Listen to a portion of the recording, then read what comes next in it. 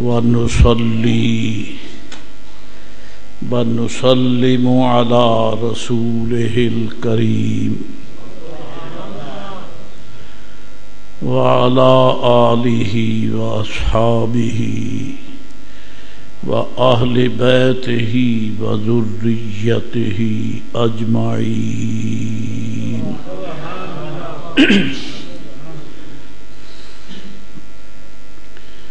أما بعد فأعوذ بالله من الشيطان الرجيم. بسم الله الرحمن الرحيم.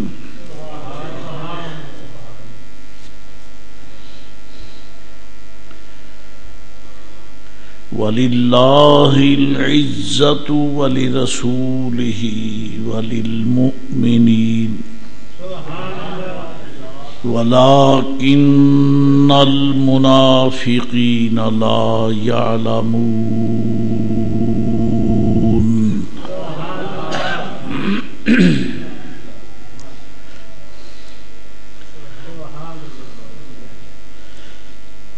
صدق اللہ مولانا العظیم وصدق رسولہ النبی الکریم الامین ونحن علی ذلک لمن الشاہدین والشاکرین والحمد للہ رب العالمین.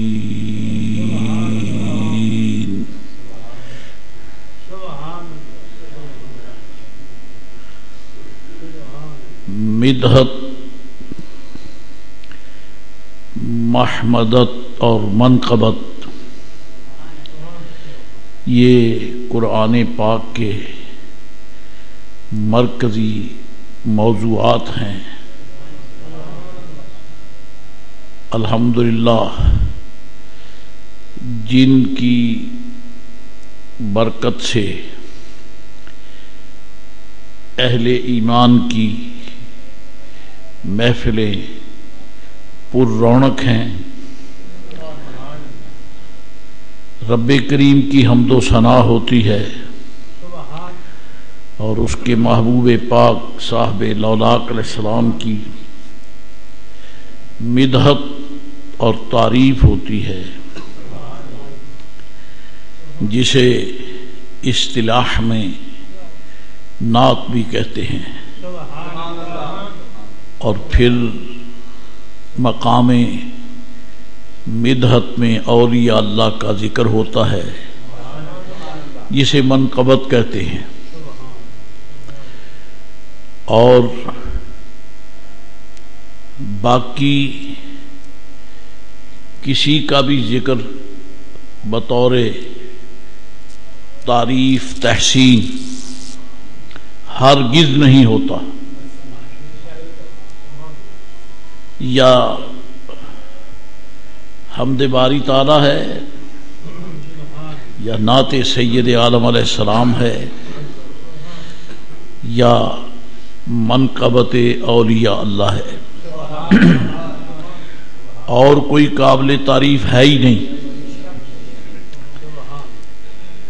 یہ تو ہیں شخصیات، یہ تو ہیں وہ انسانی افراد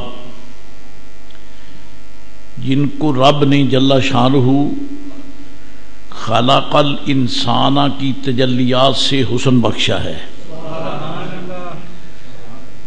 اور خلق الانسان کے متعلق آپ سن چکے ہیں کسی گزشتہ خطبہ میں کہ پوری کائنات میں حسن جو ہے وہ نبی رحمت علیہ الصلوۃ والسلام کے حسن کا عکس جمیل ہے. انسانیت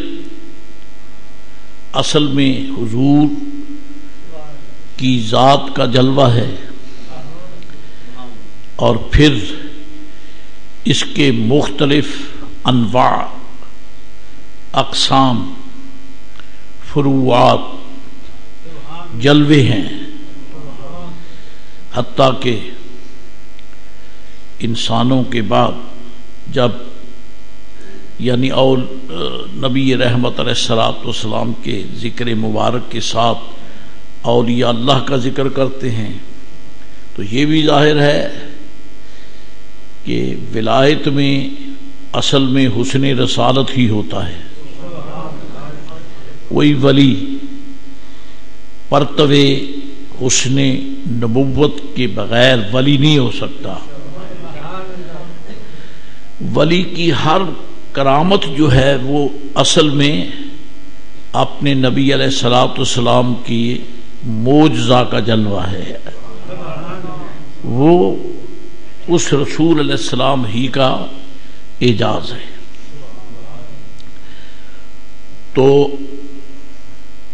یہ حسن اس قدر مؤثر ہے، نافذ ہے، اور یہ حسن اس قدر غالب ہے کہ یہ حسن والے اگر کہیں تشریف فرما ہو جائیں تو مقام بھی قابل تعریف ہوتا ہے۔ کوئی مکان، کوئی مقام، کوئی جگہ اللہ والوں کی نسبت کے بغیر قابل تعریف نہیں ہے۔ یہ آپ قرآن شریف کھول کے دیکھ لیں،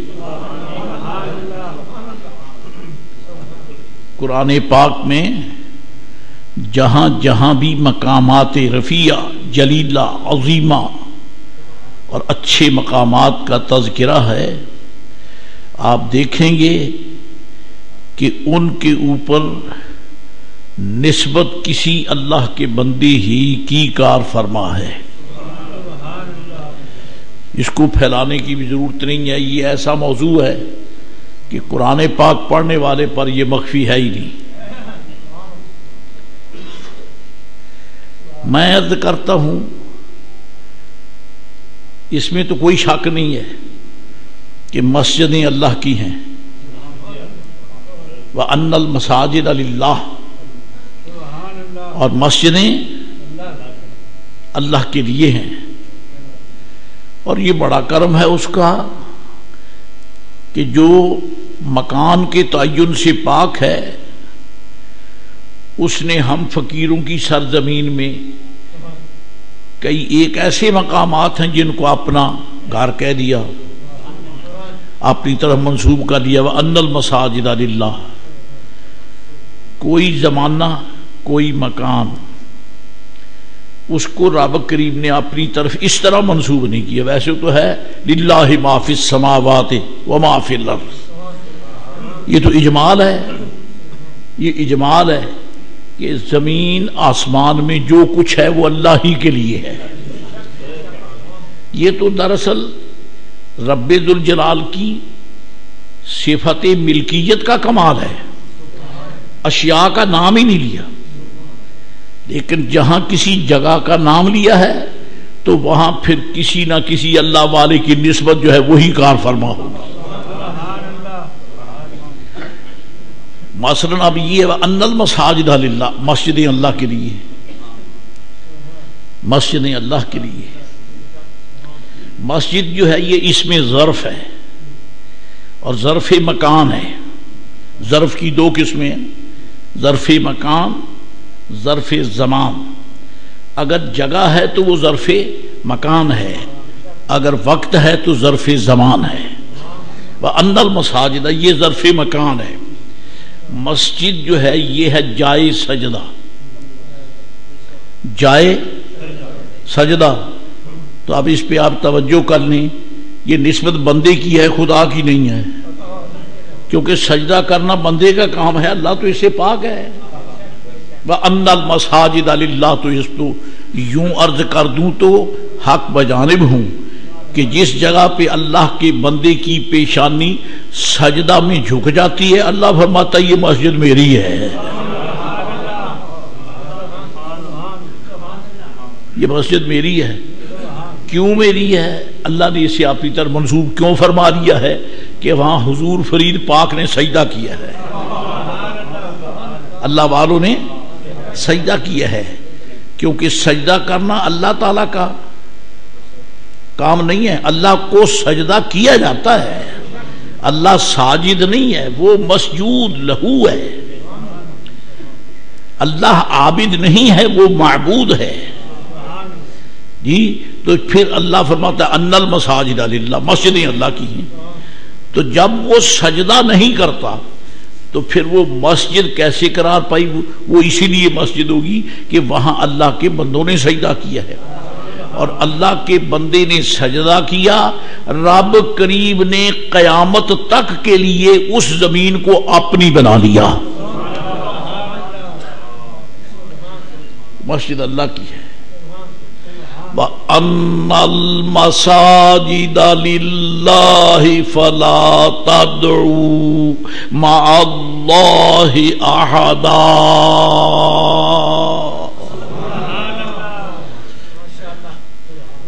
لوگوں نے تو خیر اپنے اپنے غلط انداز سے غیر شائستہ مسائل اور اشیاء بیان کی ہیں. اصل میں اللہ تعالیٰ نے جو یہ فرمایا کہ مسجدیں اللہ کی ہیں، لہذا اللہ کے سوا کسی کو مت پکارو. اللہ کے سوا کسی کو مت پکارو. اس میں بھی رب کریم نے بندوں پہ اپنا کرم کیا ہے، اور وہ کرم یہ ہے کہ جب تم مسجد میں آ گئے ہو، یہ مسجد سجدہ گاہ ہے بندوں کی اور نسبت ہے اللہ تعالیٰ کی طرف. نسبت اللہ تعالیٰ کی طرف ہے. سجدہ بندے نے کیا ہے اور بندے کے سجدے نے. اور سجدہ سن لو، سجدہ صرف پیشانی سے تو نہیں ہوتا، سجدہ جو ہے وہ پاؤں سے بھی ہوتا ہے. کیونکہ پاؤں لگیں گے تو سجدہ ہوگا، گھٹنے لگیں گے تو سجدہ ہوگا، ہتھیلیاں لگیں گی تو سجدہ ہوگا، پیشانی اور یہ بینی لگے گی تو سجدہ ہوگا.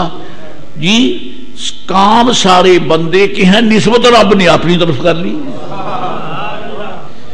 جہاں مرد حق آگاہ کے قدم لگے، اللہ فرماتا مسجد میری ہے. حالانکہ جائز سجدہ سے مراد صرف مرد مومن کی پیشانی لگنا نہیں ہے، صرف بینی لگنا نہیں ہے، پاؤں بھی نہیں لگتے ہیں. بلکہ جو سجدے میں پاؤں اٹھا لیتا ہے، علماء فرماتے اس کا سجدہ نہیں ہوتا، حالانکہ پیشانی لگی ہے لیکن سجدہ نہیں ہوا. کیوں؟ پاؤں نہیں لگے. پاؤں نہیں لگے. تو پھر ہمیں کہنے میں یہ بڑی عزت ہے کہ انسان کا سراپا جو ہے یہ جہاں جھک جاتا ہے، اس کے جھکنے کی وجہ سے اس زمین کو اللہ اپنی مسجد قرار دیتا ہے. تو اب جلدی میں مجھے یہ کہنے کا بھی حق ہے کہ جہاں بندے کے 5 اعضاء، 7 اعضاء، 7، 2 پاؤں، 2 گھٹنے، 2 ہاتھ اور سر، جہاں 7 اعضاء سجدے میں لگ جاتے ہیں تو اللہ فرماتے ہیں مسجد میری ہے. تو پھر مجھے یہ کہنے میں بھی کوئی باک نہیں. اس کے جھکنے سے جو وہ مسجد خدا کی بن گئی تو پھر بندہ بھی تو خدا کا ہی بن گیا ہے. ابھی خدا کا ہی بن گیا ہے. تو کس نے سجدہ کیا تو مسجد. گلہ منڈی کے دائیں بائیں آگے پیچھے جتنی بھی دکانیں ہیں، جتنے بھی پلاٹ ہیں، جہاں آڑتی حضرات کی جناب علی یہ اجناس جس کا کاروبار کا دور رکھی ہیں، ان کو تو رب نے یہ نہیں کہا. ویسے ہے للہ ما فی السماوات و ما فی الارض، لیکن رب کریم نے ان بازاروں کا نام لے کر نہیں فرمایا کہ وَأَنَّ الْأَسْوَاقَ لِلَّهِ وَأَنَّ الْمَتَاجِرَ لِلَّهِ. یہ نہیں فرمایا ان المساجد للہ. جہاں تو نے سجدہ کیا ہے اللہ فرماتا ہے میری مسجد ہے. جب تیرے جھکنے سے مسجد اللہ کی ہوگی تو تو بھی اللہ کا ہو گیا. سبحان اللہ. تو میری فقیر کا دعویٰ سچا کہ جو جگہیں اللہ کی بارگاہ میں پسند ہیں تجلی وہاں بھی حسن ابدیت ہی کی ہے. اللہ تعالیٰ کے بندے نے جہاں سجدہ کیا وہ مسجد بن گئی، اور اس کو پھیلانے میں حرج کوئی نہیں. مسئلہ تفصیلی ہو جاتا ہے لیکن پھر بہت طوالت میں آتے ہیں، ان کو پھر روکنا مشکل ہو جاتا ہے. جہاں اللہ کے ولی کے قدم لگتے ہیں وہاں حج ہوتا ہے، وہاں حج ہوتا ہے. کمال ہے.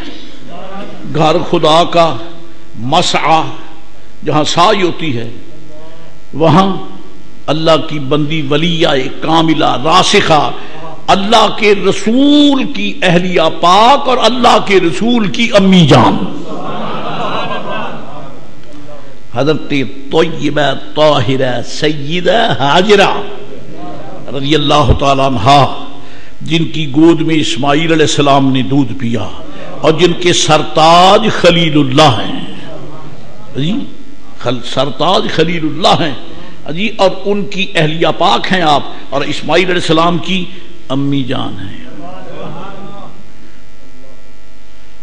تو پھر اب وہاں ان کی قدم لگ گئے اور اگر صرف یہ ہوتا کہ یہ جگہ متبرک ہے بات تو پھر بھی بڑی تھی لیکن رب نے تو اس کو عزت دینے میں انسانی دماغ کی انتہا کو بھی جناب محترم متاثر کر دیا. کیا اللہ فرماتا جل شانہ و عم نوالہ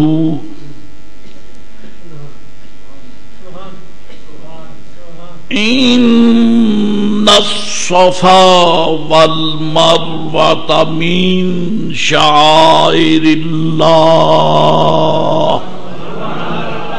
صفا اور مروہ اللہ کے نشانات میں سے ہیں اللہ کے نشانات میں سے ہیں. نشان تو وہ ہوتا ہے جہاں آپ کے قدم لگے جہاں قدم لگ گئے کہتے کھوجی کیا کہتا ہے یہ فلان یہ نشان قدم جو ہے نا یہ فلاں کا ہے.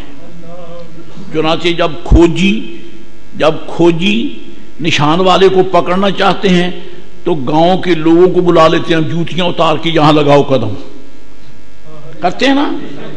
وہ ایک گروہ نکل جاتا ہے تو پھر اس کے اوپر وہ جھاڑو پھیر دیتے ہیں دوسرا آ جاؤ اور وہ پہچان لیتا ہے کہ یہ جو نشان ہے یہ فلاں کا ہے یہ نشان جو ہے. آپ قرآن پڑھتے ہوئے خدا سے پوچھتے کیوں نہیں ہو کہ یا اللہ صفا مروہ تیرا نشان ہے تو قدموں سے پاک ہے چلنے پھرنے سے پاک ہے تو کب چلتا ہے تیرے پاؤں کیسے ہیں نشان کیسا ہے. پوچھا کسی نے نہیں پوچھا کیوں بے نیاد اس کو پوچھ کوئی نہیں سکتا اس کو کوئی نہیں پوچھ سکتا. لا یسأل عما یفعل جو کرے اسے کوئی نہیں پوچھ سکتا. وہم یسألون وہ چاہے تو پوچھتا ہے. وَأَنَّ الْمَسَاجِدَ للہ مسجدیں اللہ کی اور ان الصفا والمروہ من شعائر اللہ. شعائر جمع شعیرہ شعیرہ بمعنی نشان. اللہ فرماتا ہے کہ صفا مروہ خدائی نشانات میں سے ہیں. بتاؤ وہاں کس کے قدم لگے ہیں اللہ کے نہ دو رسول کرام ایک کی اہلیہ پاک کے دوسرے کی امی جان کے پاؤں کے اور قدم بھی وہاں لگے جو پتھر ہیں پتھریلا علاقہ ہے. جب طیبہ طاہرہ ہاجرہ رضی اللہ تعالی عنہا نے قدم لگائے وہاں تو وہاں نشان لگے نہیں ہیں پتھروں پہ چٹانوں پہ کنکریٹ پہ کیا نشان لگیں گے لگتے ہیں نہیں لگتے.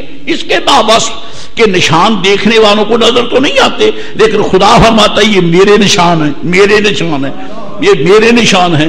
پتہ چلا ولیہ کے قدم نے پتھروں کو خدائی نشان بنا دیا ہے. پتھروں کو خدائی نشان بنا دیا.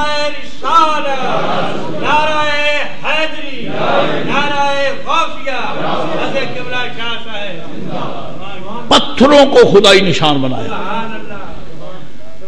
تو یہ صفا اور مروہ جو ہے یہ محترم ہیں یہ معظم ہیں یہ آنریبل ہیں لیکن کیوں اللہ کی ولیہ کے قدمین شریفین طیبین طاہرین لگے ہیں اس لیے صفا مروہ خدائی اچھا ایک اور بات سن لو. شکر ہے ذہن میں بات آ جاتی ہے جلدی میں کہیں آگے نکل گیا تو پھر وہ بات ذہن میں آ ہی نہیں سکتی. ان الصفا والمروہ شعائر اللہ یہ نہیں فرمایا کہ صفا مروہ اللہ کے دو نشان ہیں. شعائراتن یہ واحد ہے، شعائرتان یہ تثنیہ ہے، اور جب اضافت ہوگی تو تثنیہ کا نون گر جاتا ہے. اس لیے ان الصفا والمروہ شعائرۃ اللہ نہیں فرمایا، من شعائر اللہ. من شعائر اللہ مطلب کیا ہوا؟ فرمایا میرے یہ دونوں ہی میرے صفا مروہ ہی میرے نشان نہیں ہیں، میرے نشان اور بھی ہیں، میرے نشان اور بھی ہیں. یہ تو دو ہے نا میرے نشان. اب مجھے کہنے میں کیا حرج ہے؟ حضرت اسماعیل علیہ السلام، حضرت جناب ابراہیم علیہ السلام وہ خلیل اللہ ہیں، یہ ذبیح اللہ ہیں جی. اس عظیم المرتبت خاتون کے قدم لگے تو یہ شاعر اللہ میں سے بن گئے. تو پھر مجھے اس میں بھی کوئی حرج نہیں ہے کہ نبی پاک علیہ السلام کے قدمین شریفین جس سرزمین پہ جہاں جہاں لگے ہیں وہ خطہ بھی خدائی نشانات میں سے ہے.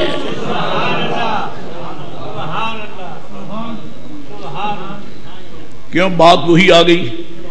اسماعیل علیہ السلام کی عظمتیں حضور کا صدقہ، ابراہیم علیہ السلام کی عظمتیں حضور کا صدقہ، خانہ کعبہ کی عظمتیں حضور کا صدقہ، مکہ معظمہ کی عظمتیں حضور کا صدقہ، اور قبلہ کائنات کی عظمتیں سرکار کا صدقہ.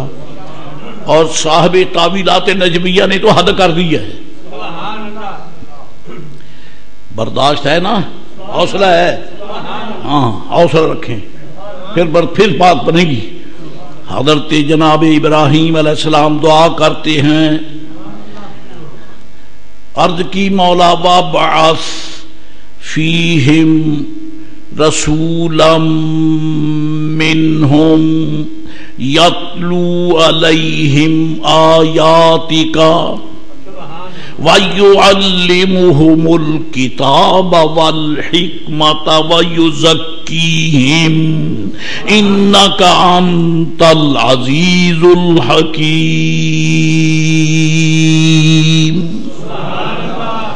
ابراہیم علیہ السلام عرض کرتے ہیں مولا تعالی انی اسکنت من ذریتی بواد غیر ذی زرع عند بیتک المحرم. مولا میں اپنی اولاد میں سے ایک بیٹا تیرے عزت والے گھر کے قریب بسا کے چلا ہوں، تیرے عزت والے گھر کے قریب بسا کے چلا ہوں.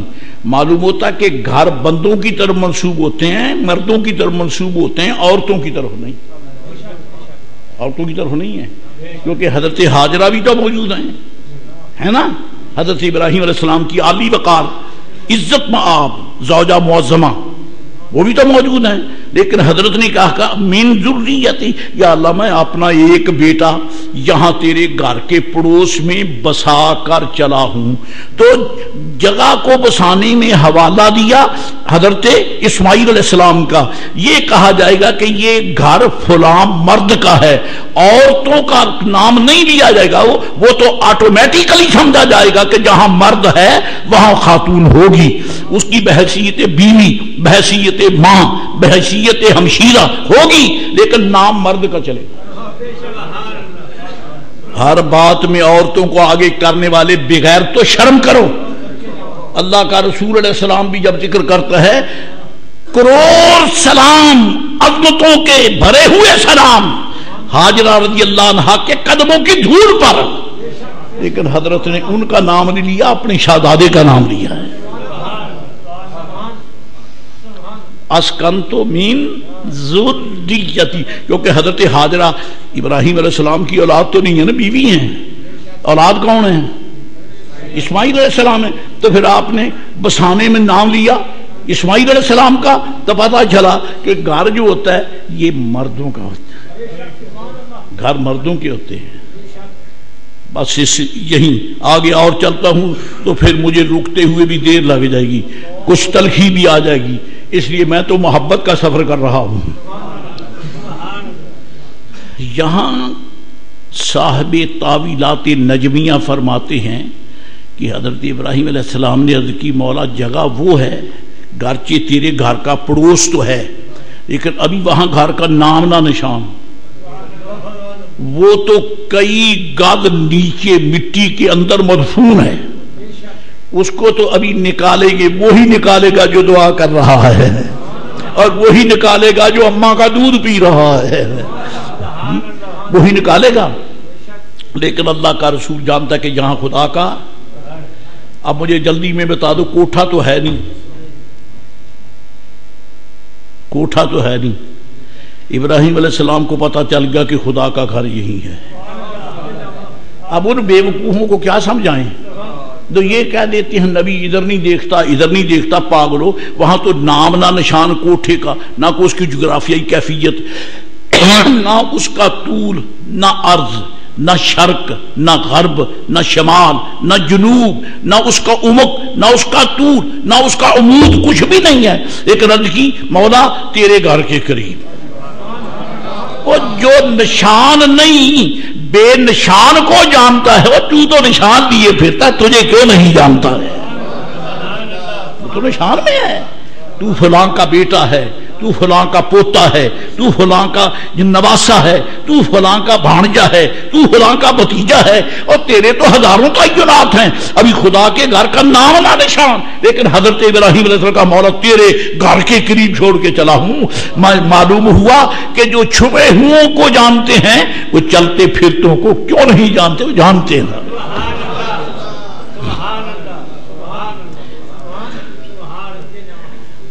اور پھر آپ نے کہا مولا کریم جگہ ایسی ہے بواد غیر ذی زرع، یہاں کھیتیاں ہوتی نہیں ہیں، کھیتیاں نہیں ہوتی۔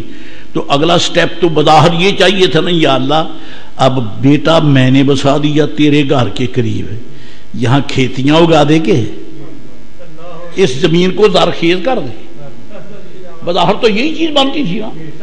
اس گھر کو یار میرے آقا علیہ السلام لعاب دہن ڈال کر کھاری کنو کو میٹھا بنا دیتے ہیں کہ میرے یہ غلام بھی پئیں اور قیامت تک جو آئیں وہ بھی پئیں۔ اور ابراہیم علیہ السلام نے یہ کیوں نہیں کہا کہ مولا یہ گھر تیرا، تیرے گھر کے پڑوس میں، اور علاقہ ایسا ہے جہاں بواد غیر ذی زرع،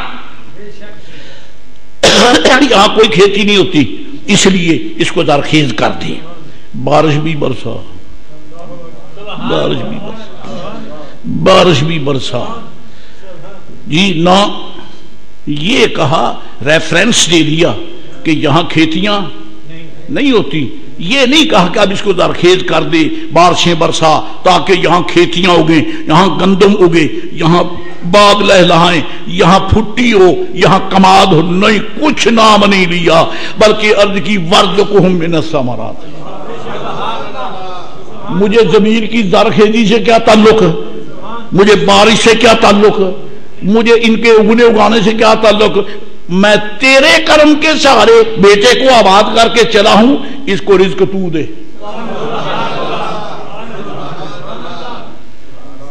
جیسے دے تیری مرضی۔ یہ ہے ناز اور یہ ہے ادا۔ اللہ کا بندہ ہو تو وہ بے نیاز سے کبھی کبھی کبھی کبھی ڈرتا ہوں، ڈر کے کہتا ہوں ہے تو رب بھی بے نیاز، پر کبھی کبھی وہ جلوہ ڈالے تو بندہ بھی بے نیازی سے ہی بات کر لیتا ہے۔ ان کو رزق دے۔ رب نے میری پوچھا کہ پیارے اگر رزق ہی مانگنا تھا تو پہلے زرخیزی کی تو دعا کر لیتا۔ نہ، کیوں؟ دعا اس سے کر رہا ہوں جو چاہے کر سکتا ہے، کر سکتا ہے۔ اگر پتھر میں کیڑے کو رزق دے گا تو میرا تو بیٹا، میرا بیٹا چھوڑا ہے جو بڑی شان والا بیٹا ہے۔ اللہ اکبر۔ وَرْزُقْهُم مِّنَ الثَّمَرَاتِ، ان کو پھلوں کا رزق دے، ان کو پھلوں کا رزق۔ وَرْزُقْهُم مِّنَ الثَّمَرَاتِ لَعَلَّهُمْ يَشْكُرُونَ، تاکہ میری اولاد تیرا شکریہ ادا۔ حضرت صاحب تاویلات نجمیہ حضرت نجم الدین رحمت اللہ علیہ یہاں فرماتے ہیں اصل پتہ ہے یہ آپ کیا کہہ رہے ہیں؟ آپ نے حوالہ دیا مولا یہ جو میں بیٹا چھوڑ کے چلا ہوں من ذریتی، من ذریتی، یہ میری عظیم اولاد میں سے ہے، اور یہ ذریتی کا اشارہ محمد عربی کی طرف ہے، محمد عربی کی طرف ہے۔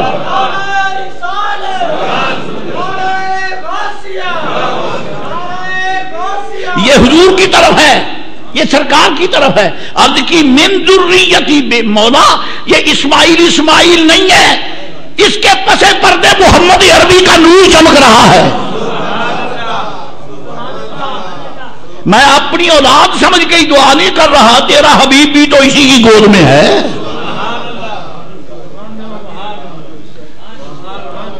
اب بے نیازی کی زبان میں تو استعمال نہیں کر سکتا، لیکن بات تو یوں بنتی ہے، حبیب تیرا ہے، اگر تو نہیں سنبھالے گا تو پھر کیا بنے گا؟ حبیب تیرا ہے۔ اس لیے صوفی نے حد کر دی بات کی، فرماتے اِنَّا کا، اس سے یہ اشارہ تھا، اِنَّا کا اِن زَيَّاتَهُ، مولا اگر تو نے اسماعیل کو ضائع کر دیا اور یہ بھوک اور پیاس کی وجہ سے دنیا سے سفر کر گیا تو پھر کیا ہوگا؟ میں تو صبر کر لوں گا، تجھے معلوم ہے کہ اگر یہ ضائع ہو گیا تو محمد ضائع ہو جائے گا۔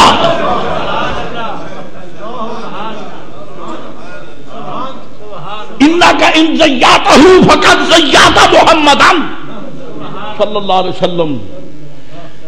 یہ نہیں رہے گا تو پھر مصطفیٰ کیسے آئیں گے؟ اس لیے دے رزق ان کو۔ پتہ چلا مکہ شریف کی آبادی بھی میرے آقا کی صدقے میں ہوئی ہے۔ ابھی آئے نہیں ہیں، ابھی ہزاروں سال پڑے ہیں، گراؤنڈ پہلے بڑھائی جا رہی ہے، علاقہ پہلے آباد ہو رہا ہے۔ ان کو پھلوں کا رزق دے۔ خوش نصیب بیٹھے ہیں، ان سے پوچھ لیں کہ جو پھل مکہ معظمہ میں ملتا ہے، جس موسم میں ملتا ہے، کہیں اور ڈھونڈے سے نہیں ملتا، لیکن مکہ معظمہ کی منڈی اور بازاروں میں ملتا ہے، یہ دعائے خلیل کی برکت ہے۔ حضرت ابراہیم خلیل اللہ علیہ السلام، یہ حضرت کی دعا کا صدقہ ہے۔ بیت اللہ شریف کو عزت ملی تو حضور کے صدقے میں، اور پھر صفا مروہ کو عزت ملی، یہ اللہ کی ولیہ کے قدموں کا صدقہ۔ اور کھینچا تانی کر کے کیا سیدھی بات ہے، وہاں بھی ذرا ادب سے سر جھکا کے سوچ لو، برکت حضور ہی کی ہے۔ کیوں؟ اس عظیم المرتبت خاتون جو یہاں چل رہی ہے، یہاں چل رہی ہے، یہ خاتون کون ہے؟ جس کے بطن اقدس اطہر انور ازہر میں وہ صاحبزادہ رہا ہے جو سامنے لیٹا ہوا ہے زمزم شریف کے چشمے کے قریب، جو ابھی جاری نہیں ہوا، یہ اسی کی ماں ہے، اور وہ بچہ ہے جس میں تیرے محبوب کا نور جلوہ گر۔ ہاں جی، بات آگی نا پھر حضور کی طرف لوٹ کر۔ ہاں جی، خدا کی کائنات میں جو بھی حسن ہے وہ سب میرے آقا کے قدموں کی خیرات ہے۔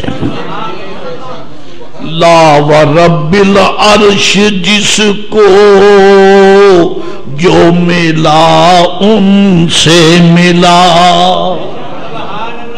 لا ورب العرش جس کو جو ملا ان سے ملا، بڑھتی ہے کونین میں نعمت رسول اللہ کی، بڑھتی ہے کونین میں نعمت رسول اللہ کی۔ نعرہ تکبیر، نعرہ رسالت، نعرہ رسالت، نعرہ حیدری، نعرہ غوثیہ، نعرہ تحقیق۔ حضرات گرامی، سبحان اللہ، بات وہی ہے، ہر رونق، ہر حسن، ہر تازگی، ہر برکت، اس کا مرکز سرکار کی ذات ہے، نبی رحمت علیہ السلام کی ذات ہے، اور پھر ہر ولی حضور کے حسن کا جلوہ ہے۔ لہذا یہ لنگر آگے چل نکلا، اگر کسی جگہ پہ اللہ کا ولی قدم رکھ دے وہ جگہ برکت والی ہو جاتی ہے، وہ جگہ برکت والی ہو جاتی ہے۔ اگر اللہ تعالیٰ کا ولی کہیں سجدہ کرے اس کی سجدہ گاہ برکت والی ہو جاتی ہے، اس کی سجدہ گاہ برکت والی ہو جاتی ہے۔ اور میرے دوستو جہاں سے اللہ کے بندے کا گزر ہو جائے وہ گزرگاہیں برکت والی ہو جاتی ہیں۔ یوں سمجھیے رب نے کائنات کو آباد کرنے کے لیے ایک تو میرے دوستو شاجرائے نبوت کو ظاہر فرمایا، اور دوسرا اسی شاجرائے نبوت کے نیچے ولایت کی بوٹیاں پیدا کرتی ہیں۔ اور باقی درختوں کے نیچے کوئی اگے تو وہ ناقص ہوتا ہے، ان میں کہتے درخت کے نیچے صاف چارہ نہیں اگ سکتا، دھوپ نہ لگے تو اس کے اوپر درخت کا سایہ ہے، اور میرے آقا کا سایہ تو ایسا عظیم ہے جو اس سائے میں نہیں آتا وہ بنتا ہی نہیں، مٹتا مٹاتا ہی رہتا ہے۔ جو پھلا جو پھولا جو چمکا سب ان کے سائے کی برکت سے چمکا۔ سبحان اللہ۔ ایک حدیث شریف فتح مکہ شریف، مکہ شریف فتح ہو گیا۔ بعض لوگ تو وہ تھے جو دل سے مسلمان ہو گئے، بعض وہ تھے جو پکے بے ایمان تھے وہ بھاگ گئے، بعض وہ تھے جو نیمے دروں نیمے بروں، نہ ادھر کے نہ ادھر کے، یعنی منافق۔ انہوں نے کہا کہ چلو کلمہ پڑھ لو جان بچانے کے لیے، کیونکہ اگر آج کلمہ نہیں پڑھتے تو پھر بچاؤ کی کوئی تدبیر باقی نہیں رہ گئی، کیونکہ کافروں کا مرکز جو تھا اس وقت وہ تھا بیت اللہ شریف کا، یعنی شہر مکہ معظمہ۔ وہاں تو سرکار آ گئے، وہاں تو حضور آ گئے، یعنی یوں سمجھو وہاں تو کعبے کا اصل مالک آ گیا۔ پہلے تو ڈکیتوں کا قبضہ تھا نا، کافر ڈکیت ہی ہے نا، پہلے تو ڈکیتوں کا قبضہ تھا نا، اصل مالک تو آج آئے ہیں۔ اسی لیے میلاد کی رات بیت اللہ شریف جھوم رہا تھا، میرا مالک آ گیا ہے، میرا مالک آ گیا ہے۔ الآن اطہر من الانجاس، الآن اطہر من انجاس الجاہلیہ۔ بیت اللہ شریف کی دیواریں دعائی دے رہی تھی، آج وہ آ گئے جو میرے وجود کو، میرے گھر کو، میرے اندر کو جاہلیت کی گندگی سے پاک کر دیں گے۔ اب حضور آ گئے، جو سچے مسلمان تھے وہ کھڑے رہ گئے، اور جو کافر بھاگ گئے وہ دوڑ گئے۔ اور منافق جو تھے انہوں نے کہا کہ اچھا چلو کلمہ پڑھ لو، کیونکہ ان کا عقیدہ تھا کہ مسلمانوں کے نبی کو کیا پتا ہے کہ ہم نے دل سے کلمہ پڑھا ہے یا ویسے پڑھا ہے۔ یہ منافقوں کا عقیدہ ہے، بھائی نبی کو کیا پتا، یہ منافقوں کا عقیدہ ہے، نبی کو کیا پتا ہے، نبی کو کیا پتا ہے۔ لا حول ولا قوت الا باللہ۔ بے وقوف تجھے اپنی اصل کا ہی پتا نہیں ہے، تو اصل کا ہی پتہ نہیں، تو ہے ہی بے اصلہ بے نسلہ، بس یہی کافی ہے۔ اور میں قرآن پاک کے سائے کے نیچے گھس کر بات کر رہا ہوں، کیونکہ بعد ذالک زنیم، اللہ کریم نے حضور کے گستاخ کو فرمایا یہ تو بے اصلہ ہے، اس کے اصل میں خرابی ہے۔ فقیر نے یہ بھی مسئلہ پڑھا ہے، امام اعظم ابو حنیفہ رضی اللہ تعالیٰ عنہ سبق پڑھا رہے تھے، اتنے اس وقت اونچی اونچی دیواریں نہیں ہوتی تھیں۔ آج بھی آپ چلے جائیں یہ دریائے ساتلج کے آر پار لوگ جو رہتے ہیں نا، اکثر ان کے گھر کوٹھے تو ہیں لیکن ان کی باؤنڈری لائن نہیں ہوتی، اونچے اونچی دیواریں نہیں ہوتی، بس کھلے ہی ہیں، کھلے ہی ہیں۔ وہ یہی کیفیت وہاں تھی۔ امام صاحب رضی اللہ تعالیٰ پڑھا رہے ہیں تو گلی میں بچے کھیل رہے ہیں، کھیلتے کھیلتے ایک گیند اچھلی اور وہ اچھل کر چلتے چلتے اس محفل کے اندر آ گئی جہاں حضور بیٹھے پڑھا رہے تھے. پڑھانے والا ابو حنیفہ امام اعظم، پڑھنے والے امام محمد، امام قاضی ابو یوسف، ابو یعقوب یوسف، حضرت امام ظفر عبداللہ ابن مبارک، جن کے لیے لکھا ہے محدثین نے کہ عبداللہ ابن مبارک کا جس محفل میں ذکر ہو وہاں دل سے جو دعا کرو گے اللہ مان لے گا.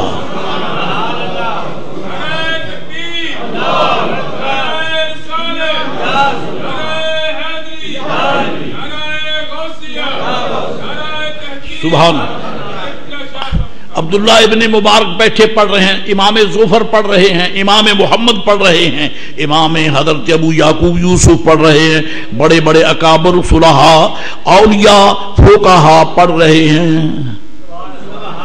گیند چلتی چلتی اس محفل میں آ گئی، بچے بھاگے پکڑنے کے لیے. اب سامنے جو بھی دیکھتا ہے وجاہتوں کو تو شرم سے پیچھے ہٹ جاتا ہے. آگے کیسے بڑھے، آگے کیسے بڑھے؟ بڑی نورانی صورتیں، بڑی وجیح صورتیں، اور اللہ والوں کو دیکھ کر تو میں کہتا ہوں کہ دلوں کو سکون مل جاتا ہے، دلوں کو سکون ملتا ہے. اب بچے آتے ہیں، جب سامنے اہل اللہ نظر آتے ہیں، امام صاحب رضی اللہ اور آپ کے شاگرد مڑ گئے.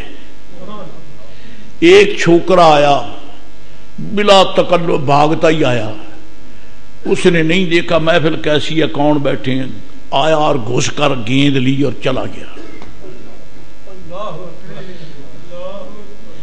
وہ لے کے چلا گیا نا. امام اعظم نے فرمایا یہ اپنے باپ کا نہیں ہے. حضرت جی ذہن شریف میں بات آئی، یہ اپنے باپ کا نہیں ہے. اگر یہ حلال زیادہ ہوتا تو اللہ والوں کی شرم کرتا. پتا چلا جو اللہ والوں کی شرم نہیں کرتا وہ حلال زیادہ نہیں ہے، اور جو خدا کے حبیب کی شرم نہیں کرتا آپ سوچ لیں وہ کون ہے. آپ سوچ لیں کون ہے. جس کے دل میں پیار ہے وہ کنیکٹڈ ہے، اس کا نسب صحیح ہے، ورنہ اور آگے کیا کہوں. حضرات گرامی قدر، منافقین نے بعد نے ایسا کیا، زبان سے کلمہ پڑھ لیا، دل میں کھوٹ. ان میں سے ایک تھا فضالہ ابن عمیر. اس نے کہا اگر کلمہ پڑھتا ہوں تو دل نہیں مانتا، اور نہیں پڑھتا تو مارا جاؤں گا. فاروق اعظم کی تلوار تو نیام میں صرف حضور کے حکم سے ہے، ورنہ وہ کب معاف کریں گے. بچنے کو تحفظ کے لیے تقیہ کر کے کلمہ پڑھ لیا. تقیہ اسی کو کہتے ہیں کہ جان بچانے کو بات کہہ دو، دل میں کھوٹ وہی ہے. اور اس نے یہ فیصلہ کیا کہ سرکار پر کسی موقع کی تلاش میں رہا کہ جب میں دیکھوں کہ یہ بے خبر، اب پھر وہ بات وہی آ گئی. کہتا ہے میں انتظار کرتا ہوں جب دیکھوں گا کہ مسلمانوں کا نبی بے خبر ہے.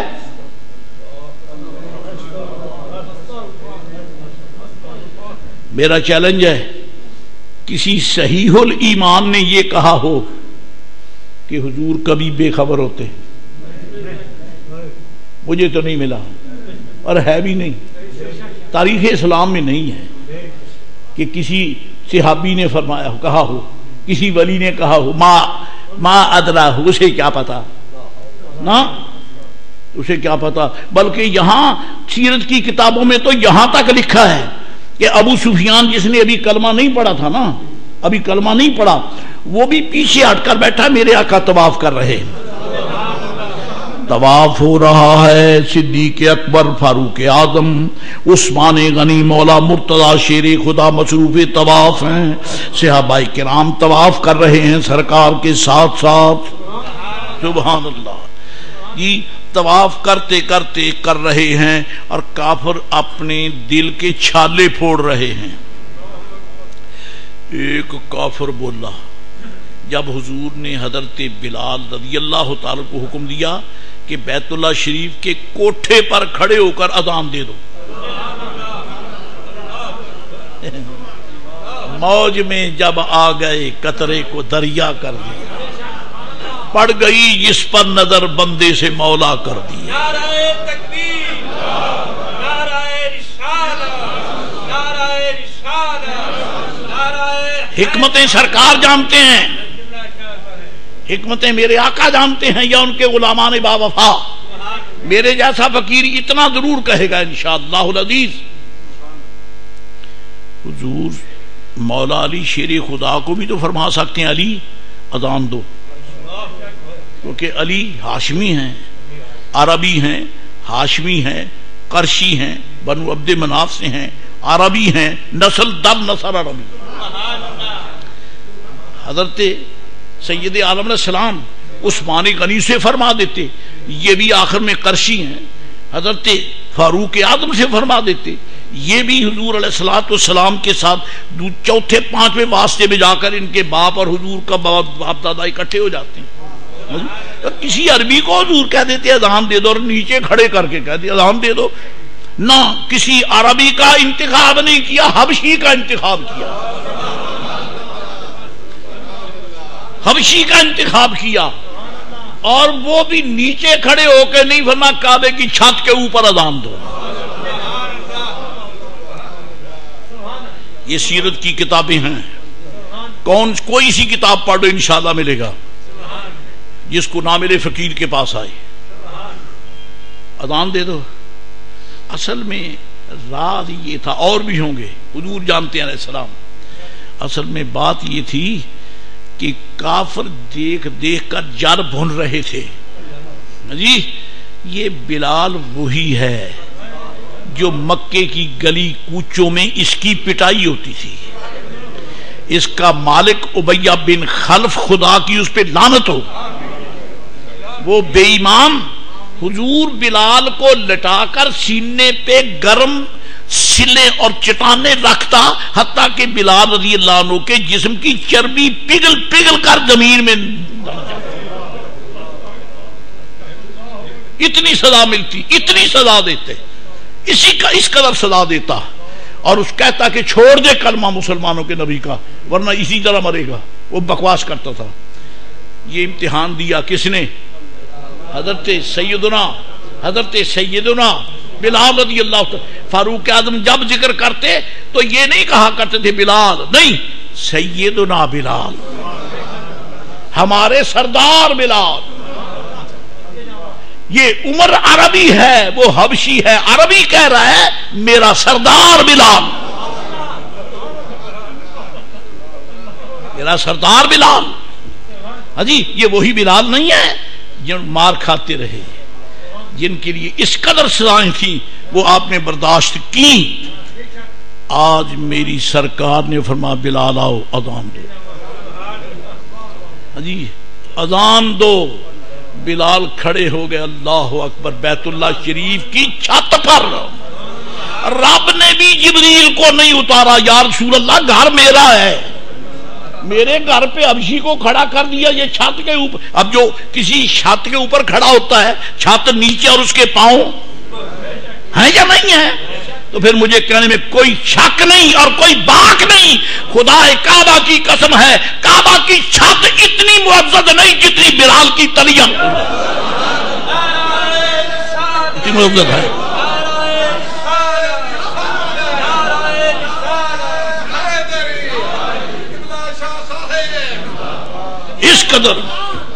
اس قدر معزز ہیں۔ میرے آقا نے فرمایا کھڑے ہو جاؤ، کعبے کی چھت پہ کھڑے ہو جاؤ۔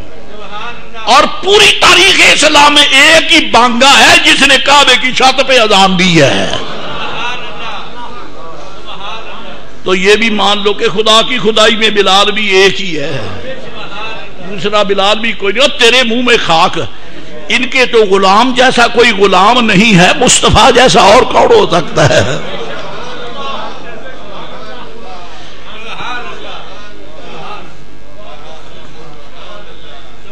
جی جب حسن تھا ان کا جلوہ نما، جب حسن تھا ان کا جلوہ نما انوار کا عالم کیا ہوگا، ہر کوئی فدا ہے بن دیکھے تو دیدار کا عالم کیا ہوگا، ہر کوئی فدا ہے بن دیکھے تو دیدار کا عالم کیا ہوگا۔ بلال پاک رضی اللہ تعالیٰ عنہ اذان دینے لگے، اذان دی آپ نے، ایک کافر بیٹھا تھا، نقل کفر نباشد، صرف آپ کے دل میں کافروں کے متعلق نفرت پیدا کرنے کے لیے اور حضرت بلال کے قدموں سے پیار دلانے کے لیے کہہ رہا ہوں۔ کافر کہنے لگا شکر ہے میرا باپ مر گیا، سانو بھی پتہ لگ گیا تم کیڑی شے پیو دی موت تے شکریہ ادا پیا کر، شکر ہے میرا باپ مر گیا۔ دوسرا کہتا ہے خدا کا خوف کر، یہ کیا بات کہہ دی؟ کہتا اور کیا، میں تو بچ گیا ہوں اس کالے کلوٹے اعظم باللہ، اس نے کوا لفظ بولا، کوے کا۔ یہ اذان دے رہا ہے، میرا اگر باپ دیکھتا اس کو کعبے کی چھت پہ کھڑے اذان دیتا اس کا تو جگر پھٹ جاتا۔ اچھا وہ پہلے مار گیا، اس نے بلال کو چھت پہ کھڑے اذان دیتے ہوئے دیکھا نہیں۔ معلوم ہوا کہ میرے آقا اور ان کے غلاموں کی عظمتوں کو دیکھ سن کر جلنے والے سارے بے ایمان ہیں، سارے بے ایمان ہیں، سارے کتے ہیں، سب خبیث ہیں، سب لعین ہیں۔ کوئی کچھ کہتا ہے، کوئی کچھ کہتا ہے۔ کسی نے ابو سفیان کو بھی کونی مار دی، اور تو بھی پھٹ کوئی، میں اپنے تو بھی کچھ کہے۔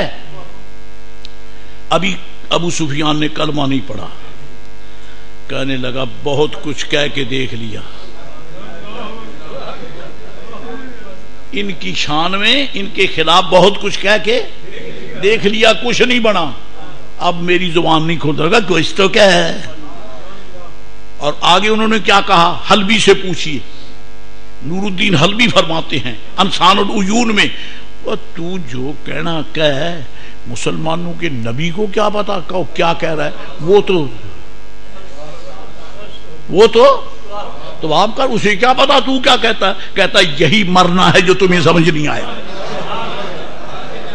یہی مرنا ہے جو تمہیں سمجھ نہیں آیا۔ ہم نے تو کانوں سے سنا اور آنکھوں سے دیکھا، حد یہ ہے کہ مسلمانوں کے نبی کے متعلق یہی سمجھ نہیں آئی کہ بات کرنے والا کتنا بھی فاصلے پر بات کرے اسے پتا چل جاتا ہے۔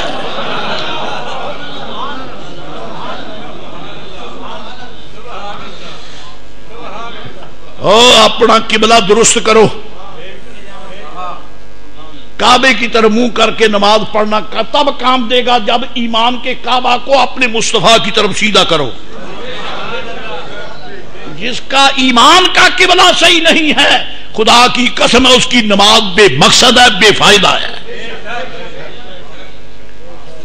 غلطی سے اگر کعبے سے ہٹ کر کوئی نماز پڑھ لے، تاریکی میں، جنگل میں، سفر میں، پتہ نہیں چلا کہ قبلہ کدھر ہے، اس نے کیا کیا، صرف تحری کی، تحری گیس لگایا، گیس، اس نے سمجھا کہ کعبہ شریف ادھر ہے، تاریک رات ہے، بادل ہیں، نظر آتا نہیں ہے، اس نے گیس لگا کے نماز ادھر پڑھ لی، حالانکہ کعبہ ادھر تھا۔ صبح پتا چلا کہ نماز تو میں نے مشرق کی طرف منہ کر کے پڑھ لی، حالانکہ کعبہ تو مغرب کی طرف تھا، میں نے ادھر پڑھ لی۔ اب کیا کریں؟ امام اعظم ابو حنیفہ فرماتے نماز ہو گئی،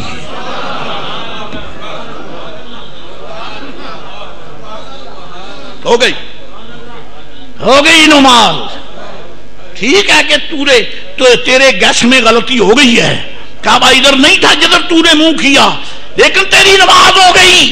ایمان کا قبلہ مصطفیٰ ہے، اگر تیری نظر بھی ٹیڑھی ہوگی تو ابو جہل میں اور تجھ میں کوئی فرق نہیں ہے۔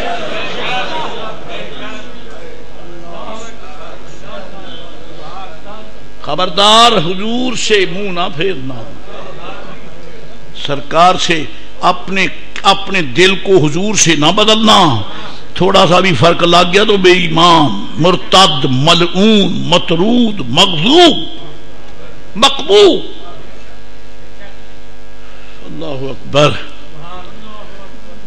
اسی کو تو حضرت تعالیٰ فرماتے ہیں، اسی کو تو حضرت تعالیٰ نے فرمایا ہے، حاجیو آؤ شہنشاہ کا روضہ دیکھو، کعبہ تو دیکھ چکے، کعبے کا کعبہ دیکھو، کعبہ تو دیکھ چکے، کعبے کا کعبہ دیکھو.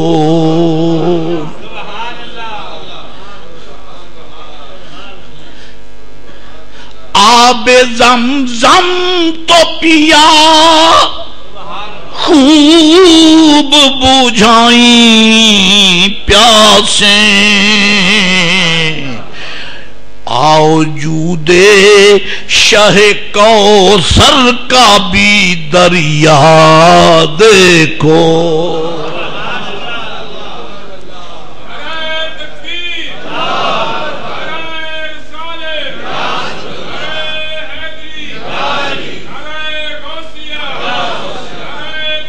سبحان اللہ. ابو سفیان نے کہا بہت کچھ باتیں کر کے دیکھ لی ہیں، ہم جہاں بھی کہیں اسے پتہ چل جاتا ہے. وہ کیسے پتہ چل جاتا ہے؟ یہاں تو ہے ہی نہیں، اس کا کوئی جاسوس بھی نہیں ہے. یہاں اس نے ایک اٹھا لی کنکری روڑی، کہتا اس کعبے کے رب کی قسم ہے، حضور کا نام لے کر کہتا اگر اس نے اس کنکری کو پوچھ لیا نا کہ ابو سفیان نے کہا یہ بتا دی.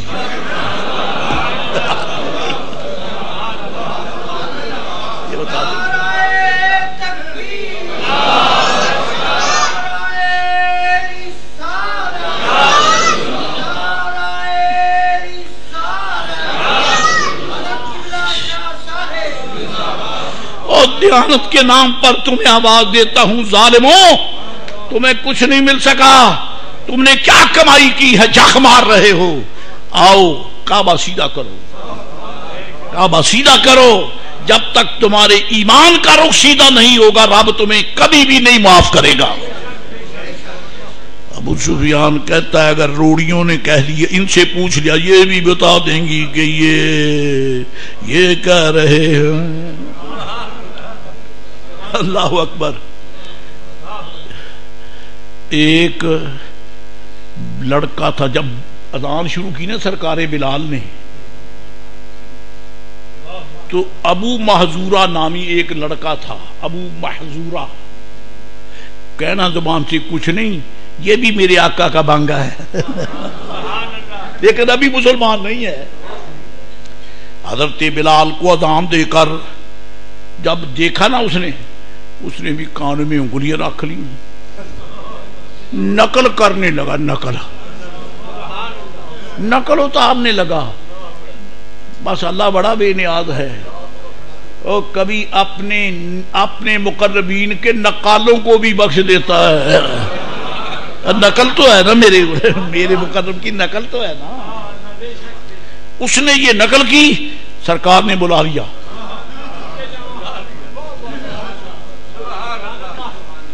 کانپتا مارے گئے، اب نہیں بچتا.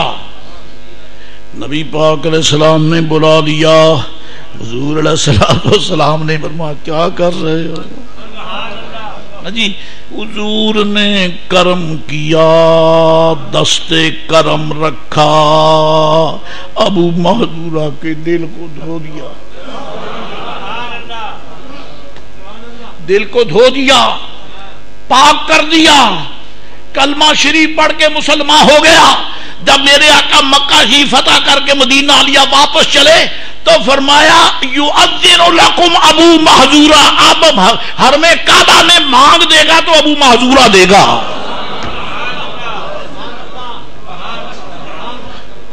جس کی چاہتے ہیں، جب چاہتے ہیں، جو چاہتے ڈیوٹی لگا دیتے ہیں. یہ ڈیوٹی لگاتے ہیں، رب صلاحیتیں دے دیتا ہے.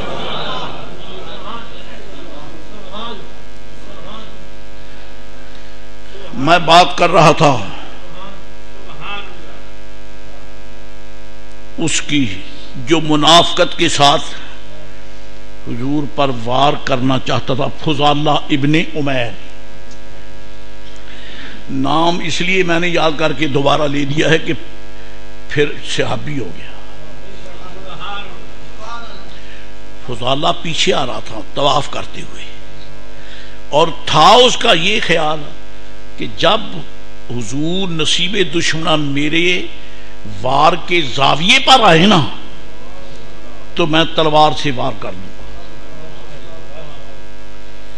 جب ٹھیک اس کی ججمنٹ کے مطابق سید عالم السلام کے جسم مقدس سے اتنا قریب آ گیا کہ وہ سمجھتا ہے کہ اگر میں وار کروں تو معاذ اللہ حضور پہ وار ہو جائے گا. جب قریب آیا نا تیار ہو رہا ہے کہ میرے آقا نے پیچھے مڑ کے دیکھ لیا.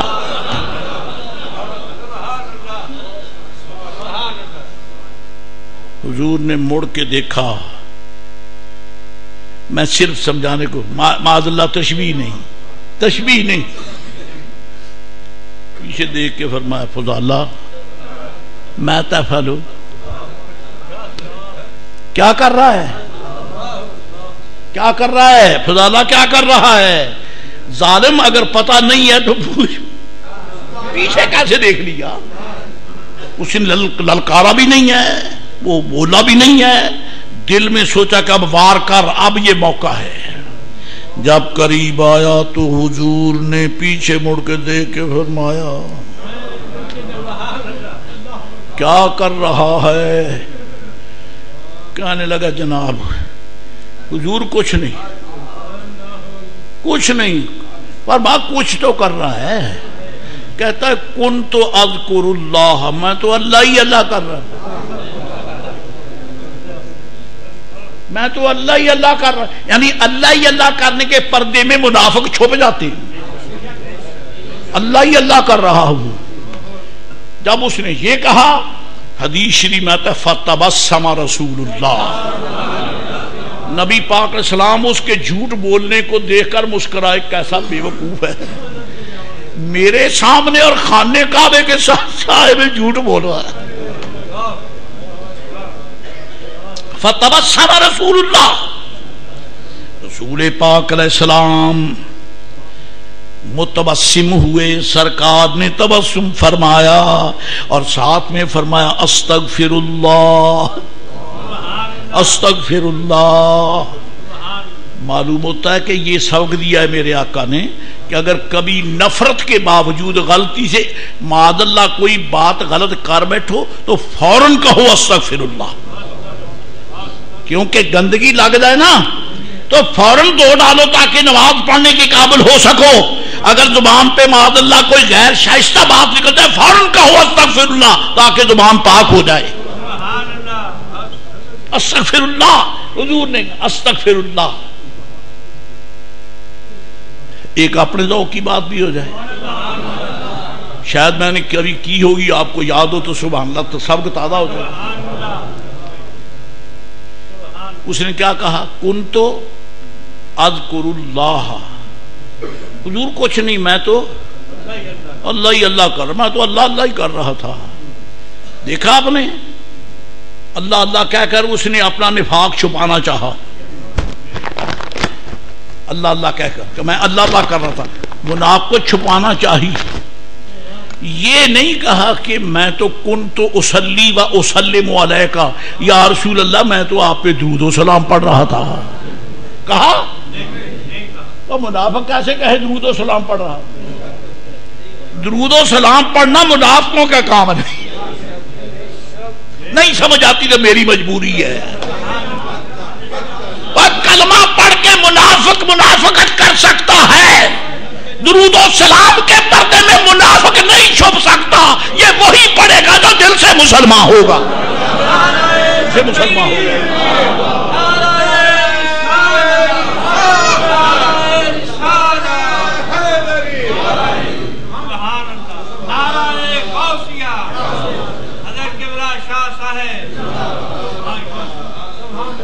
میں تو اللہ ہی اللہ کر رہا تھا،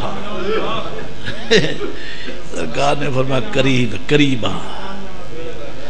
اب سنیے، حضور نے فوضع یدہ علی صدرہ، سبحان اللہ، سرکار نے دست کرم اس کے سینے پہ رکھا۔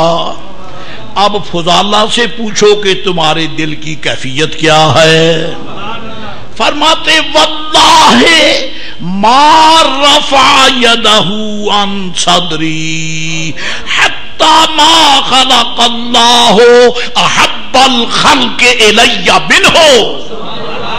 فرماتے خدا کی قسم ہے، جب ساتھ رکھ کے اٹھایا، جب آیا تھا میں تو میرے دل میں حضور کے خلاف انتہائی بغض تھا۔ اب جب میرے آقا نے ہاتھ رکھ کے اٹھایا تو خدا کی پوری کائنات میں مصطفیٰ سے زیادہ پیارا مجھے نظر ہی کوئی نہیں آتا۔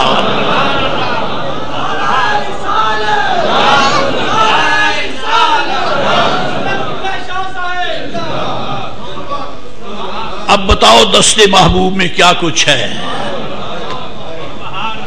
ما خلق اللہ، اللہ کریم نے اپنی مخلوق میں حضور سے زیادہ محبوب میرے نزدیک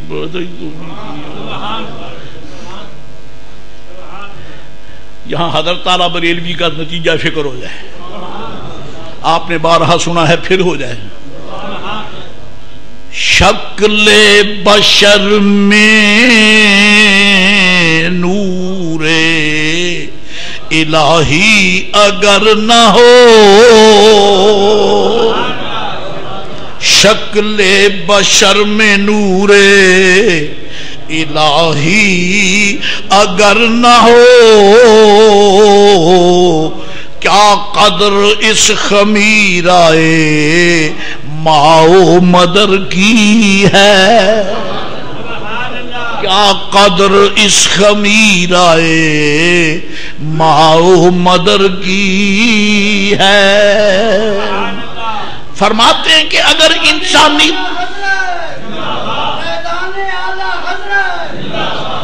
شکل بشر میں نور الہی اگر نہ ہو، کیا قدر اس خمیرہ ماؤ مدر کی ہے۔ اس گارے مٹی کے ہیولا بنے ہوئے کو اس کی قدر و منزلت ہے، یہ سب اس نور کی برکت ہے جو اس کے اندر چمک رہا ہے۔ حضرت جی وہ نور کیا ہے؟ فرما نور الہ کیا ہے؟ محبت حبیب کی، نور الہ کیا ہے؟ محبت حبیب کی، جس دل میں یہ نہ ہو وہ جگہ خو کو خر کی ہے۔ کہاں مسجد؟ ہوں میں اپنا ذوق پنجابی پورا کرنا ہے۔ کتھے مسیت، کتھے کھوتیاں دا واڑا، کسے کتیاں دا واڑا۔ اب مسیت ہو رہے، کتیاں دے بنن دی جگہ ہو رہے، جیرے دل کے مصطفیٰ پاک دی محبت نہیں، اور مرد مومن دا دل نہیں ہو کسے کتے دا دل ہے۔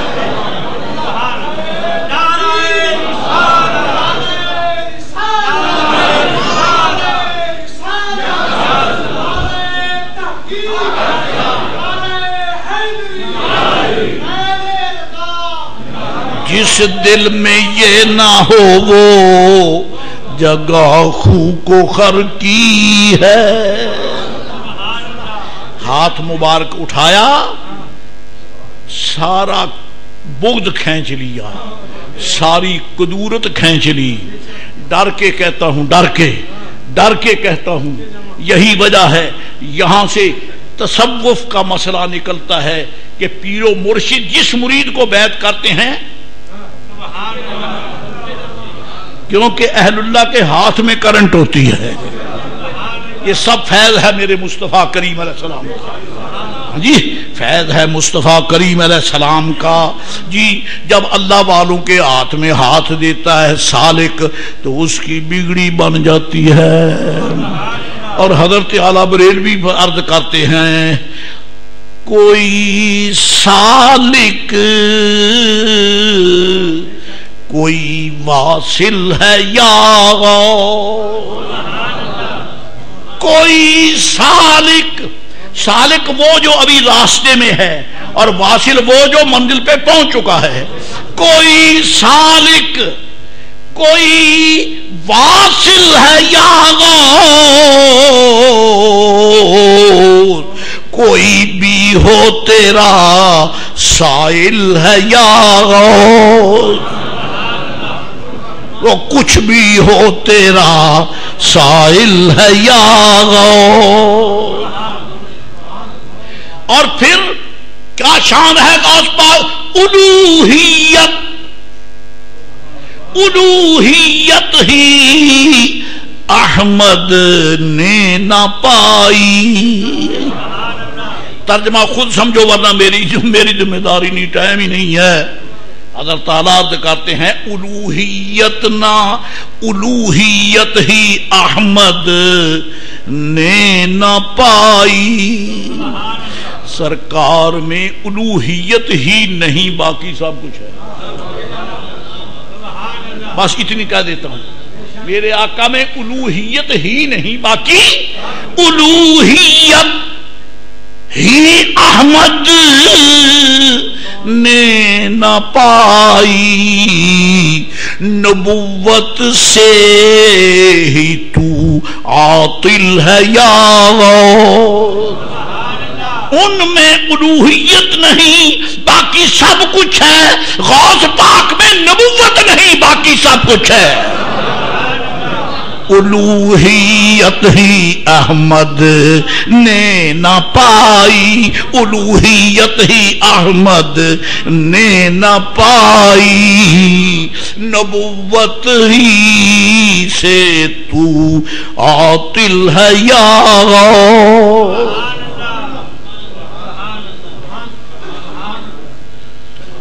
سبحان اللہ. اللہ کے لیے عزت ہے، اس کے رسول علیہ السلام کے لیے عزت ہے، اور ایمان والوں کے لیے. یہ تینوں عزتوں کا ذکر کرنا فرض ہے. اگر کوئی نہیں کرے گا تو مسلمان نہیں ہے.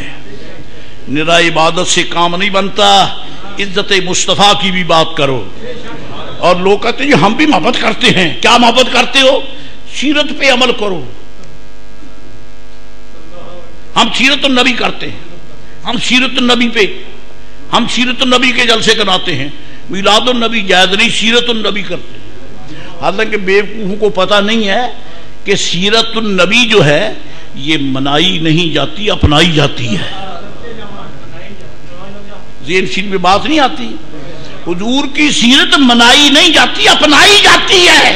اور میلاد مصطفیٰ علیہ السلام منایا جاتا ہے، منایا جاتا ہے. اپنا تو سکتے نہیں کو یہ تو حضور کا آنا ہے. محبوب کا میلاد منایا جاتا ہے، حضور کی سیرت اپنائی جاتی ہے. ظالمو تم سیرت کیسے منا سکتے ہو؟ سیرت تو وہ ادائیں ہیں جو رب نے مصطفیٰ میں رکھی ہے.